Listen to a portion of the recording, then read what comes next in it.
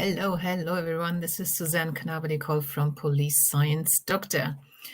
So I do these weekly snippets weekly, of course. So that means I look through a lot of research that is related to police science, evidence-based policing, investigative psychology, forensic psychology, crime analysis, these kind of things. I try to find 3 golden nuggets that I think are actionable by practitioners like yourselves around the world. Of course, you've got a lot of different roles, so there's not going to be something that is suitable or relevant to your particular role every time. But I try to find things that have information on them that you can put to use straight away or start applying or start thinking about straight away. So something that's not very abstract or about methodology or something like that. I put these together, put them into an email, send them straight into your inbox if you are already on the Police Science Doctor email list, and then you will have the link to the original research in there. And you can access all the previous snippets as PDFs on the read page, read for reading on policesciencedoctor.com if you're on the email list, and that is free. And I then do this broadcast here, and I've been doing this for over 3 years, and I also do it when I'm on holiday. And last week I was on holiday. I did do the broadcast. I did do most of the work I was supposed to be doing. However, the email I sent out had the same content as the email the previous week. So apologies for that. There was no new content in that particular email. So the email that's just gone out has the snippets for this week that I'm going to talk about in a minute, and the snippets from last week in there. So it's a little bit longer. Plus, it has a little bit of an announcement. The annual Blackstones, I don't know if this is mirrored now. If you can't read it, it's Blackstone's Handbook for Policing Students 2024. This is a big fat book that's giving to all policing students who are training to become police officers in the UK. They all get this book, and I'm a contributing author. So I did some work on this last April, and this is now coming out, and I'm going to be involved in next year's edition as well. So I just wanted to show off a little bit. It's always nice to be published. I'm now listed in 2 books, and hopefully I'm going to have 3 articles published this year. So that's from my PhD research. I'm also starting some new research. So this is just what I just sent out in the email to everybody who's got it already. So the snippets for this week are, the first one, Greenspace in Prison. The presence of green space is positively related to prisoner and staff well-being, as prisons with a higher percentage of green space have significantly lower levels of self-harm, violence, and staff absence. It's interesting. It's not just about the inmates, it's also about the staff that work there.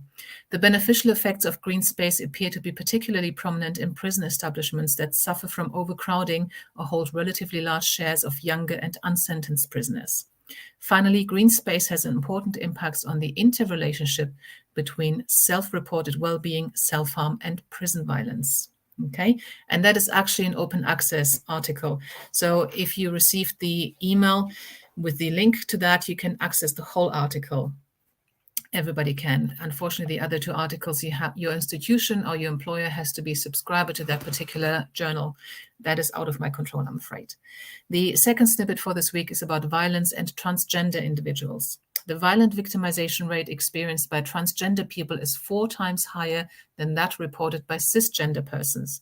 Cisgender are people who were born a specific gender and continue to identify as specific gender. Furthermore, transgender persons, especially trans women, are not only overrepresented in the prison population, but they are overrepresented among the victims of prison violence. And the third snippet for this week is about physical space and crime. Analysis of physical space characteristics in a town and crime statistics found that physical space facilitating crime include physical spaces, it should read, facilitating crime include reduced visibility and night lighting, narrow streets, tunnels, dead-end streets, abandoned places and houses allowing hiding, and areas without formal or informal surveillance. So this research was actually done in an old town part of Porto in Portugal. Obviously, probably has a lot of tunnels and narrow streets and reduced lighting, and these kind of findings we can transfer to modern living. If we have reduced visibility, reduced lighting, reduced surveillance, formal or informal. The informal are the curtain twitchers, those neighbors that are always looking at what's going on, really great at reporting crimes. these kind of features can be applied to reduce burglary or reduce residential burglary or commercial burglary. It applies to shops and other commercial premises as well. If a lot of floodlighting comes on as soon as somebody enters the area, you can see it from afar. It's less likely that this particular building is going to attract burglars because it's easier to see them even from afar. So hopefully, thank you, Martin, for sending me congratulations on this. Good to have you as a regular viewer. Thanks very much. I appreciate it. And yeah, so this was the snippets for this week, and I'll be back again next week as usual. Until then, I hope you have a fantastic time, and thanks as ever for being with me. Bye-bye. Thank you for watching. I hope you found this content useful. You can get access to each episode's transcript with key learning points, timestamps, and references if you get yourself onto my mailing list. Just go to the main website on policesciencedoctor.com, and on the bottom of each page you will find a sign-up form for notifications of new content. Just enter your first name, your preferred email address, and the type of organization you work for. You will not get any spam. This is just for me to let you know about new content and for you to get access to all the transcripts.